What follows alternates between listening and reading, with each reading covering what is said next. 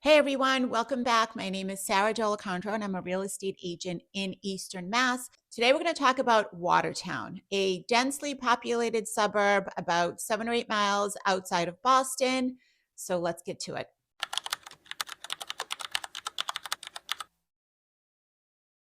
Okay, so having grown up in a neighboring town, I spent a lot of time in Watertown. There was these two really great malls, and I grew up in a time where everybody went to the mall. So I spent a lot of time over in those parts. And when I was a kid, Watertown to me felt very urban, very city-like.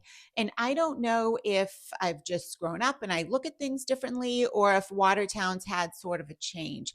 But to me, Watertown is no longer as urban as I thought it was. So, yes, it's neighbors Boston. Yes, it does have some urban parts, but there's a lot of Watertown that's really suburban, and house values have just skyrocketed in recent years. So, Watertown is a town that you really should consider looking at, especially if you commute into the city, Boston, Cambridge, those parts there. So let's talk basics. And as I always say, I'm going to look at my notes because there's no way I can memorize all these stats about Watertown or any town for that matter.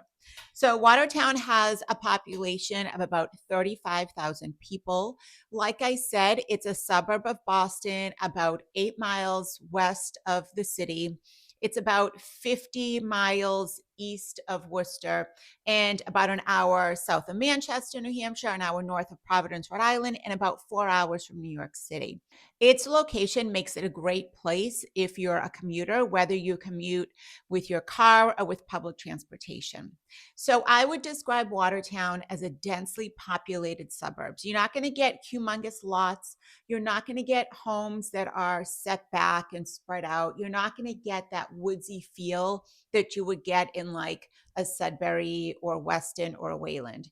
It's definitely densely populated. Homes are closer together. You're going to see your neighbor when you back in and out of your driveway. Lots of sidewalks, great walkability, lots of people out and about. It's a bustling area.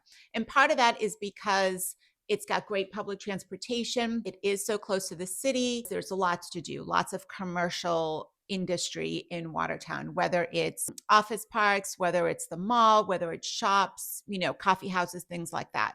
There's a lot of that sprinkled throughout Watertown. So you get people out and about walking to those things and walking back and forth in the morning and in the evening. So there is a lot of people out and about. Now, that's not to say that it's noisy or anything like that. You do have your quiet streets. I'm just kind of talking more like the center of Watertown and the main streets.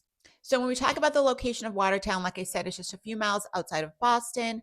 The towns that surround Watertown are Belmont, Cambridge, Boston, Newton, and Waltham. And in terms of major roads, you have Route 20 and Route 16 that go east and west. Now, these roads are major roads, but they're not highways by any means. You're going to have lots of lights, lots and stop and go.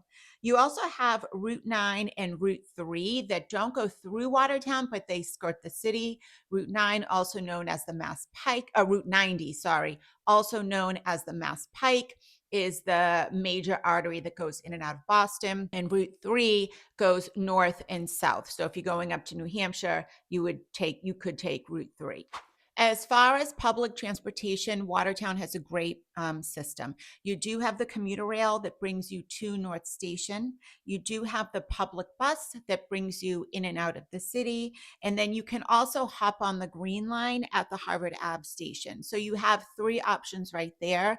There's also the bus that takes you in and out of Watertown. And then for seniors, there is special public transportation for those folks there. When it comes to schools, Watertown has 3 elementary schools, 1 middle school, and 1 high school. And Watertown High School currently is under construction and is set to open in April of 2026. So it is going to be a state-of-the-art, brand new high school, which always tends to raise house values and tends to draw in people. New shiny schools draws in buyers like you wouldn't believe.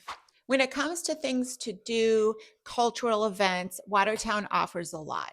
You have your weekly farmers market. Watertown puts on a porch fest every year. There are different festivals and fairs that celebrate the seasons and holidays. Watertown also has two dog parks, so there is a place for you to bring your furry friend. And Watertown also has a good amount of historic homes that you can visit. Now, remember, we're in Eastern Mass, just outside of Boston, which is, drenched in history. So if you're a history buff, you're in the right part of the country. Watertown also has a lot of recreational options. There are basketball courts, pickleball courts, tennis courts. The Parks and Rec Department offers all sorts of activities from sports to the arts to nature, pre-K through seniors. There is lacrosse, there's baseball, softball, basketball, ice hockey, you name it. All of those are offered through the various youth sports organizations in Watertown. Watertown has picnic areas, community garden, there's a skate park in Watertown, splash pads, a community pool, an amphitheater, and of course, the 3-mile beautiful Charles River walkway that you can enjoy all year long. When it comes to nature, you're not necessarily going to find the trails and bike paths and meandering lanes that you'd find like I said, in like a Sudbury or a Weston or a Wayland. So be aware of that, but that doesn't mean that you can't take a 10-minute drive to those communities, take advantage of the walking trails and things like that there, and come back. And remember, Watertown does have the Charles River Walkway, which is a 3-mile walking path that you can take advantage of and take in the beautiful scenery. Okay, let's talk real estate. Watertown has a thriving rental market. If you are a young professional and you need a 1 or 2 bedroom place to live, you can look in Watertown and you will most definitely find something. As far as single family homes in 2024, there were 73 home sales, which really isn't a lot. 29 days on market is the average, so homes do not sit. And the average sale price was $1 million. So it's finally cracked that $1 million mark. I can't believe it. The lowest price home sold in 2024 was $635,000, and the most expensive home was just over $2.3 million. When it comes to condos, there were 162 sales in 2024. 32 days on market, and the average sale price for a condo was $765,000. Your lowest price condo sold last year was $355,000, and it was literally a 1-bed, 1-bath, 670 square foot condo. So teeny tiny. And your most expensive condo was just over $1.6 million. So condos aren't cheap per se in Watertown because they're in great demand, but you can certainly find a condo that is, different price points. Rentals, 445 rentals in Watertown in 2024.